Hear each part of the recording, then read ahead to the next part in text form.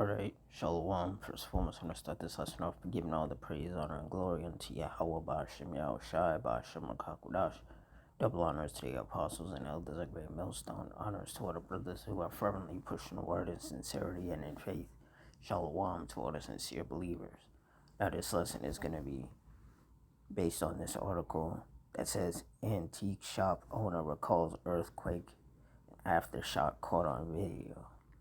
So through the Spirit, I'm going to read this article, get some precepts, and the Lord's will you're edified.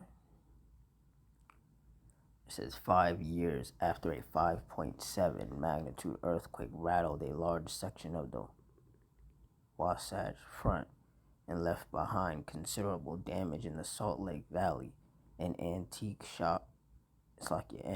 store owner said the event gave him a greater appreciation for life and its fragility. Said, "We survived it," Scott Evans said. "We lucked out."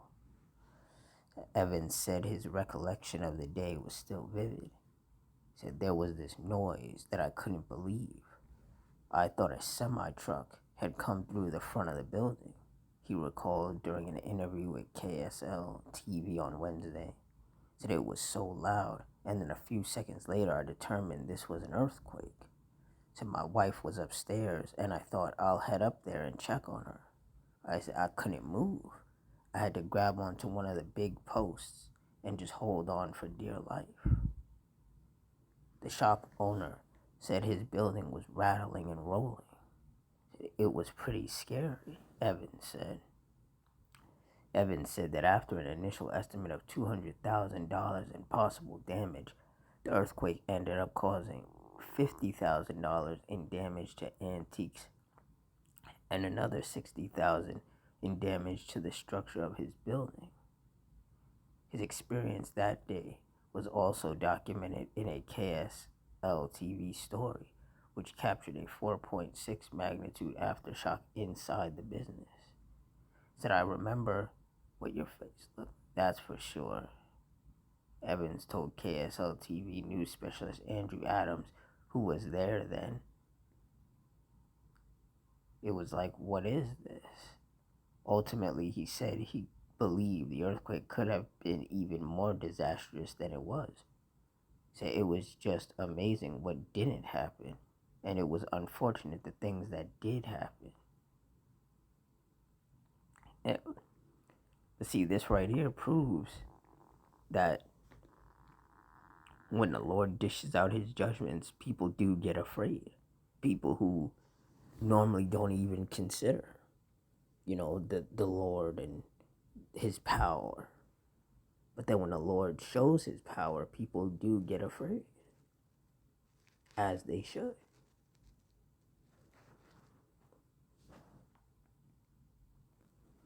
Hebrews 10:31. It is a fearful thing to fall into the hands of the living power. And that's right. And that's why when these judgments hit, that's when people get afraid. When the fires happen, when these storms and tempests kick off, when these earthquakes happen, people get very scared. Because what they're experiencing is the power of the Lord. Even though a lot of them will never admit it, they'll never acknowledge it. They'll always say, oh, it was Mother Nature or climate change or global warming or something else. But those of us of the hopeful elect, we know that that's the power of the Lord right there.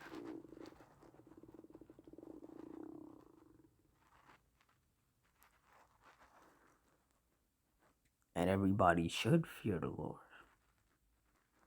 But majority of these people are so simple-minded and wicked that they lack fear of the Lord.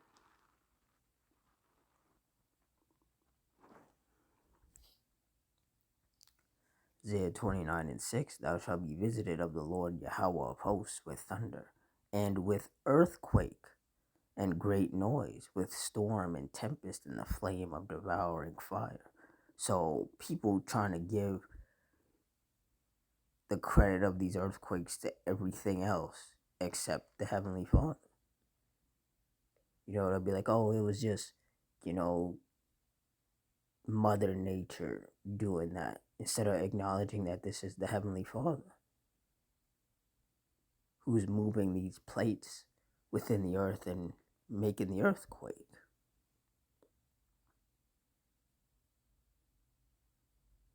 Same with these storms and tempests, these tornadoes that have recently been tearing through the Midwest and the South. That's the power of the Lord right there. All these different brush fires and wildfires that have been taking place. That's the judgment of the Lord.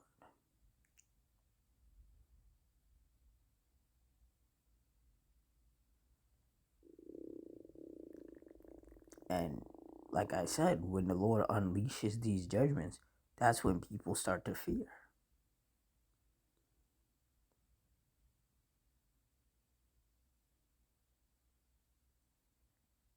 That's when that fear starts hitting people.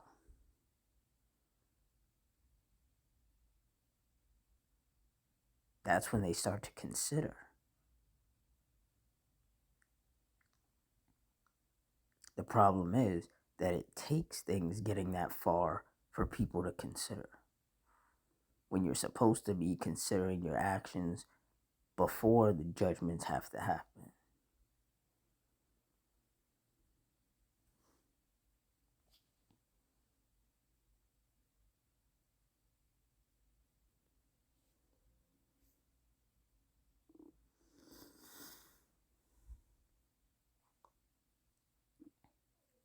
Proverbs 19:23, the fear of the Lord Yahweh tendeth to life, and he that hath it shall abide satisfied. He shall not be visited with evil. Yeah, so if you're fearing the Lord, rehearsing the righteous acts, keeping the law, statutes, and commandments to the best of your ability, watching, reading, praying, fasting, those are things that are pleasing in the sight of the Lord. If you're moving through life fearing the Lord and considering the things that you're doing, considering how the Lord will, feel or what the Lord will think about that,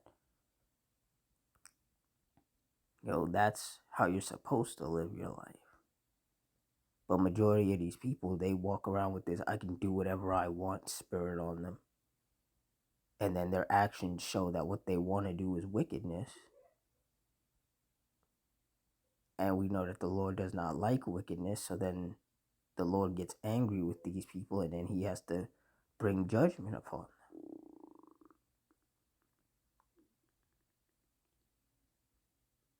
And that's what all this destruction is. These earthquakes that cause destruction, these tornadoes that cause destruction, these fires, all of these different events that take place. This is the anger of the Lord.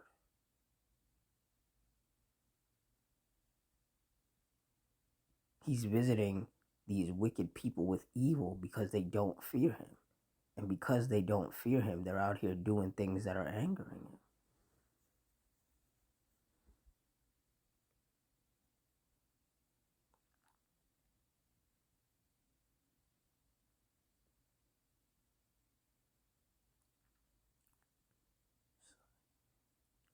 Psalm 7:11, Yahweh judgeth the righteous, and Yahweh is angry with the wicked every day. And that's why every day judgments take place. Almost every day there's earthquakes. Almost every day there's storms and tempests. Almost every day there's fires and shootings and stabbings and car crashes. And lately, plane crashes or planes catching on fire have been increasing. The Lord, he's bringing more and more judgments upon these wicked people because they just keep angering him. Because they lack fear. But then when these judgments happen, that's when everyone gets afraid. But at that point, it's already too late. You've already provoked the Heavenly Father into wrath. And now whatever sore strokes he's going to lay out, you just got to catch that.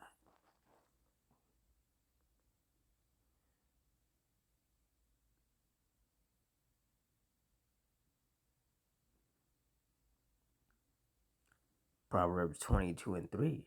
A prudent man foreseeth the evil and hideth himself, but the simple pass on and are punished. And that's right, a prudent or a wise man foreseeth the evil and hideth himself. And this is in regards to those of us of the hopeful elect, the sincere brothers and sisters, who through the spirit of Yahweh Bashem Yahushua are able to foresee the evil.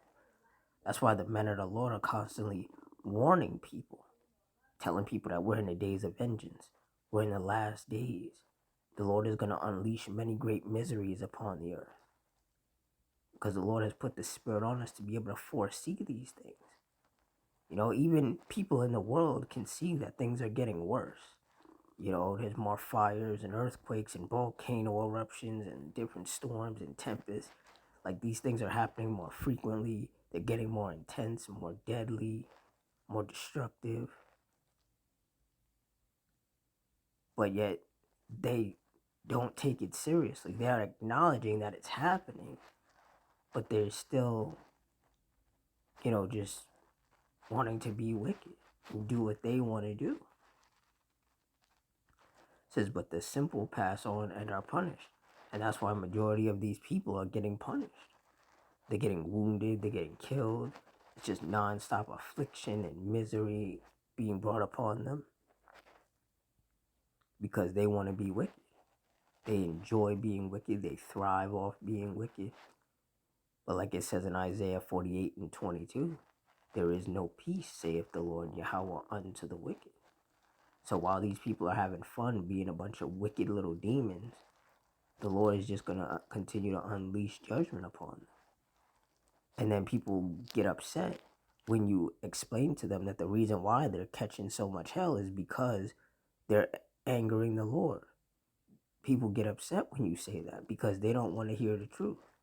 People are stuck with this, I can do whatever I want, I'm grown type spirit on them.